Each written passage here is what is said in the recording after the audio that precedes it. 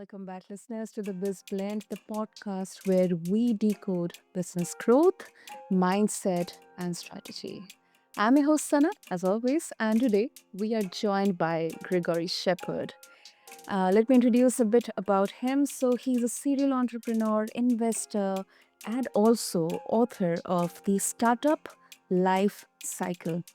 Now, hear me out, listeners. Greg has built and sold not one, not two, not three, 12 companies. And he's here to share the real roadmap of scaling from idea to exit with all of us. So let's quickly dive into this exciting episode. So, Greg, welcome to the show. And I can't wait to dive deep into our conversation today with you. Well, thank you, and thank you for the kind words. It's a pleasure to be here. Okay. So let's talk about your book, Craig. So in the life cycle, I mean, generally also if we see, you break the startup journey into clear phases in there. So from your experience, I mean, you have built and sold 12 companies.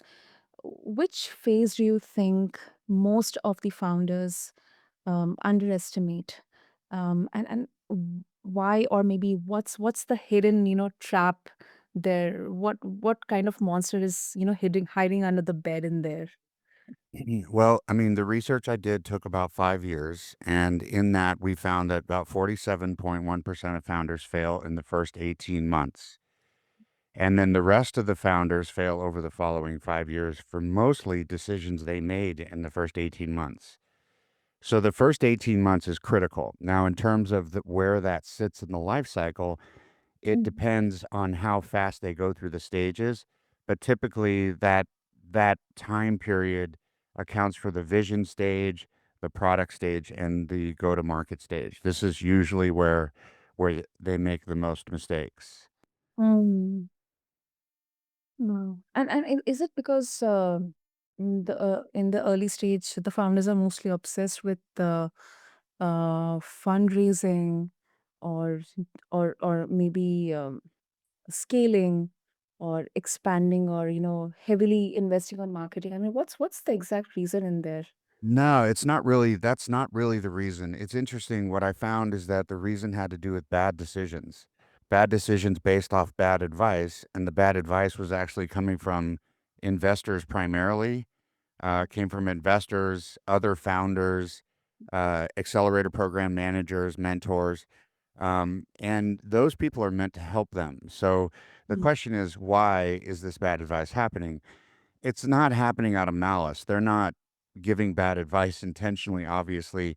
They see that each of these different personas see the world differently.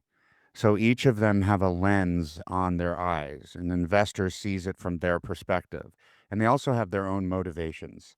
So each party is motivated to achieve their objectives, which Mm. may not always align with the founder's objectives. Another thing to realize is that I think a lot of founders, they think that the goal is to raise money. Well, that is an outcome, it's not a goal. So you can't set building a business based off of raising money. It's the other way around. You build a business, a good business, and then the money comes to you. So there's a realignment that needs to happen with founders so that they understand exactly what the priorities are, who they should be listening to, and to make sure that they pay attention to filtering the advice they get Mhm. based on their own experience as a practitioner in that business at that time. And 47, 18 months. I mean, quite a staggering number out there, Craig. And I'm really curious to know. So you have had experiences with 12 companies built and then sold. What was your experience with the first one? I mean, Oh, it was like any other founder's first one. It is a ball of stress, anxiety, unknowns. There's two things you have to know as a founder. You have to know where you are and you have to know where you're going. It's like a GPS. Mm. And the reason why I wrote the book is because if you think about the second most common reason, which actually blends into the first most common reason why founders fail, is that they don't understand that. So imagine in your career, in your life, or even going on holiday, if you didn't know where you were and where you were going, Yes. you would be going in circles forever, right? So it's the fundamental thing that founders need to know are those two items, and that's why I put the book in that way, so that you could actually see what the stages are that you go through, why founders fail at each one of the stages, what they should be doing and what they shouldn't be doing as they go through the startup life cycle. My intention was to give them knowledge on what's coming. A lot of founders, they're looking at their financials like investors do, and that's like driving a car looking behind you. You're going to run into something. You have to look in front of you. So when I wrote the book, the idea was, yeah, you got to look at your financials, but the financials are a result of you building your business, just like raising capital is the result of building a good business. So it's more focused on understanding what the life cycle is and what's ahead of you so you can prepare for it than looking behind you in terms of where you are and what you've learned. Those are obvious things, right? You know what you've learned. You don't know what you have yet to learn. Mm. So the idea of the book was to kind of give them the ability to almost step in a time machine and say, this is what's in front of me, right? So you can prepare for that. If you're going to run a marathon and building a business is a marathon, you're going to train for that marathon and you're going to build up to the endurance that you need. So but you have a training schedule, you know what you're supposed to do. Imagine trying to run a marathon without that. That's what it's like for most founders. That makes sense. That makes sense. And another interesting, part of your kind of is what motivating you is your philosophy of altruistic capitalism, and you are really, kind of empowering the generation based on this. So, if you can share with us, I mean, how can founders weave purpose into their business model without also diluting, profit? It's like the blend of profit and purpose into there. Yeah, there is nothing wrong with doing well by doing good, right? You can make money by doing good things.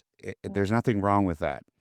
What I propose is that the motivation of founders, when I look at the founders that fall off, those founders are primarily extrinsically motivated, meaning they're motivated on the outside. So they're motivated by money, power, things like this, versus intrinsic motivations, which is the kind of motivation you get when you play a game and what Mm-hmm. you see in sports.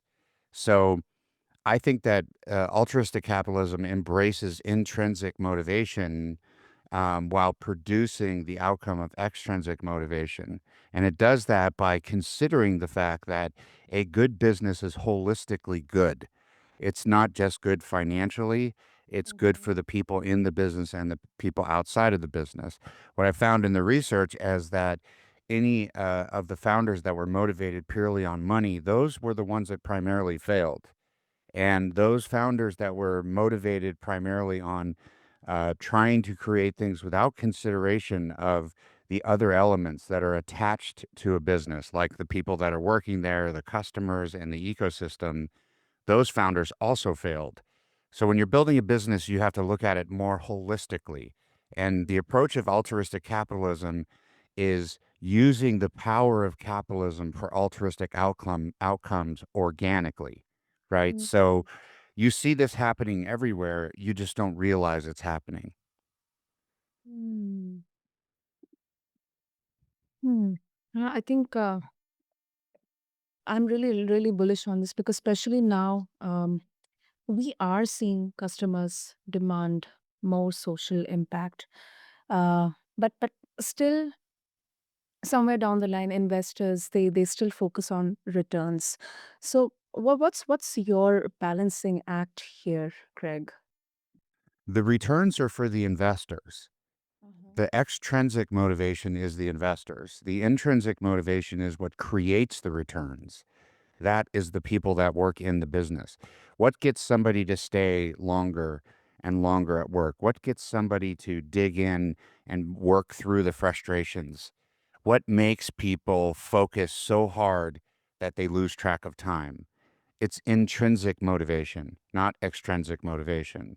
So while you have to realize that the investors want that extrinsic motivation, meaning they want those returns are a result of your team working hard, doing the extra, digging in, having grit, going through the frustrations, keeping their motivations up. And all of those things are encompassed in motivations intrinsically, right? Like the idea of solving a problem, almost like it's a game, or the idea of not letting your coworker down, or the idea of building a product that helps people that you care about, or the environment or social impact, So while you could be building a mousetrap, you're still motivated to build a better mousetrap than has ever been built before.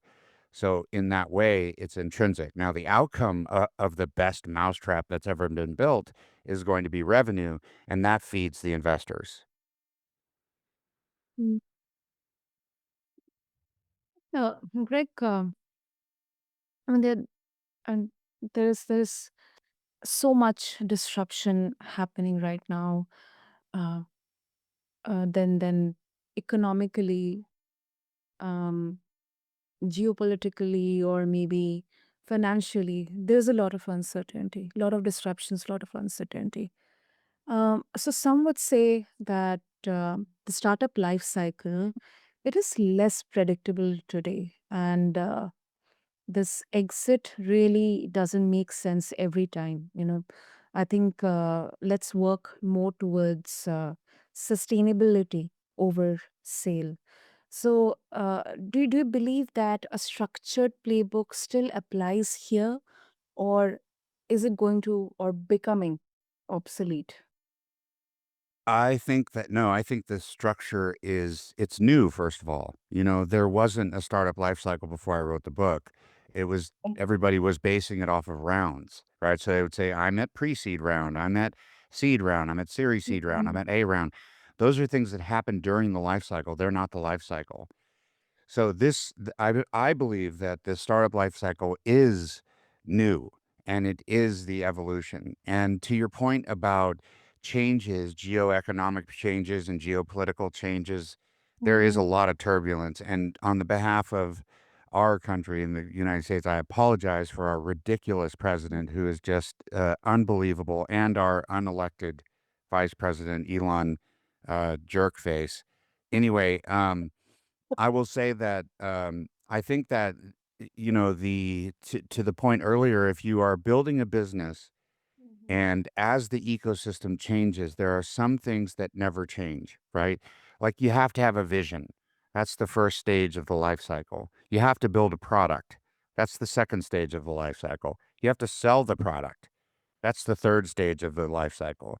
You have to standardize your processes and then move into optimization, and those are the next two stages. And then eventually, if you're going to sell your company, you had mentioned it's not always, people don't always want to sell their business. But if you're raising money, you're going to be selling your business. Because if you don't sell your business, you're not going to be able to return money to your investors.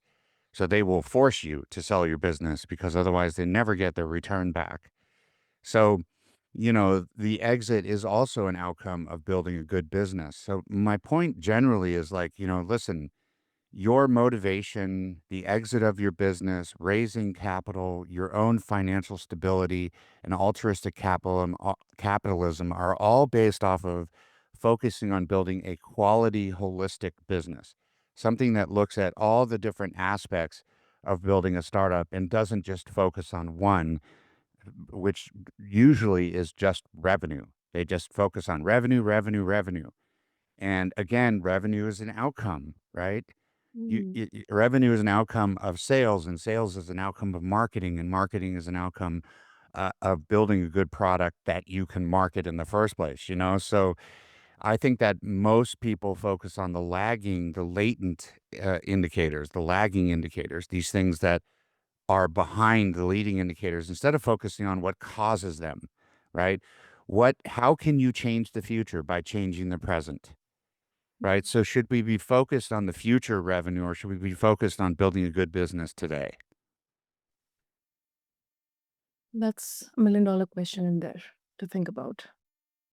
And I really really liked, because that's like the fundamentals 101, that revenue is an output of this. I mean, it all starts with understanding the product, and then a marketable product, and then your marketability converts into sales, your sales convert into revenue, and yeah, it's the fundamentals, and it never changes.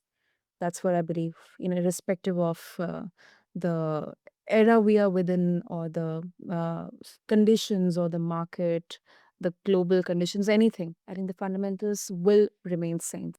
So the startup life cycle is never going to be obsolete. That's what I also agree with you.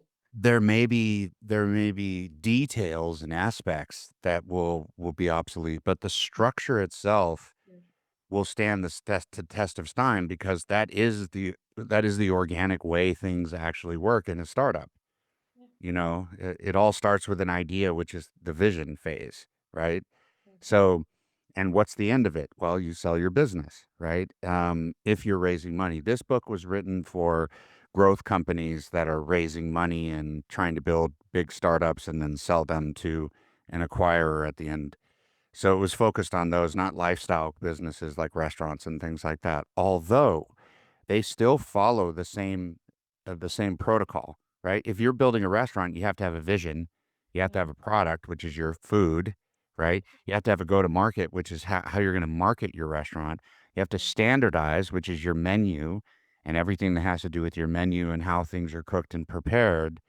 You have to optimize eventually, which is how you get your restaurant working smoothly, and then you go into your growth phase, right? You may never exit, but you still have to follow the same process. Yeah. Brilliant, brilliant, Greg. So, before we wrap up, if our listeners would like to get a hold of your book, connect with you as well, what's the best way to do that? My website is gregoryshepard.com. Startup Science is our website for founders can go in there.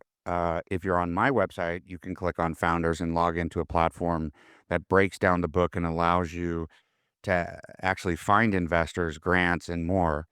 And then I'm also in LinkedIn. The book is available everywhere. Most commonly, people buy it from Amazon or Audible if you want the audio edition.